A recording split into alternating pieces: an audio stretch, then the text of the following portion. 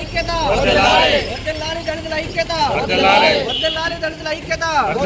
ప్రారంభించాలి. గర్భపర్రులో ఉన్న doctor BR Ambedkar విగ్రహాన్ని వెంటనే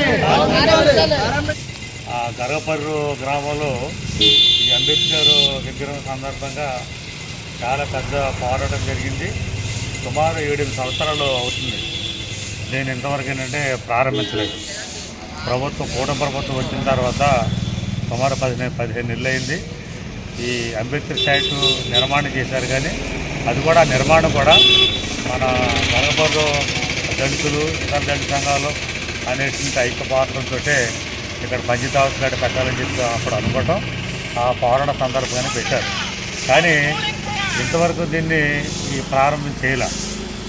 మా విజ్ఞప్తి ఏంటంటే అప్పుడున్నటువంటి గర్భపర్రు విషయంలో ఇంకా నష్టపరిహారం 130 మందికి సుమారు రావాల్సినటువంటి పరిస్థితి ఉంది.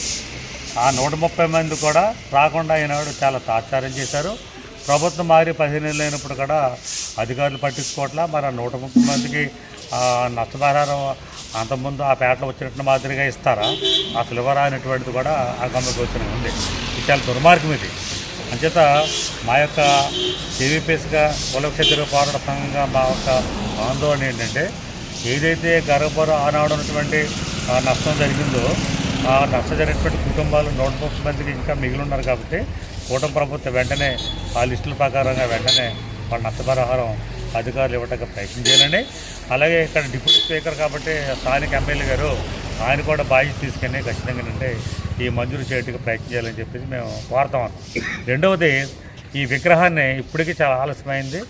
మరి విగ్రహాన్ని ఇమీడియట్గా జిల్లా కలెక్టర్ గారు ప్రారంభోత్సవం చేస్తారా, మన స్థానిక ఎమ్మెల్యే రఘురామకృష్ణ ప్రారంభోత్సవం చేస్తారా, అయితే మోషన్ రాజు గారు మండల చైర్మన్ వారు ప్రారంభోత్సవం చేస్తారా, అక్కడ ముగ్గురు వచ్చి ప్రారంభోత్సవం చేస్తారా, ఇది నిర్ణయించవలసింది మన స్థానిక కమిటీలో అనుకుని వీళ్ళ ముగ్గురిని కలవడం అనేటువంటిది మంచిదైనటువంటిది మేము కేవీపీఎస్గా మేము చేస్తూ ఉన్నాం. కానీ విషయం ఏంటంటే, కూటమి ప్రభుత్వం వచ్చిన తర్వాత దళితులుగా రావాల్సిన రాయితీల విషయంలో మాత్రం చాలా అన్యాయం జరుగుతూ ఉంది.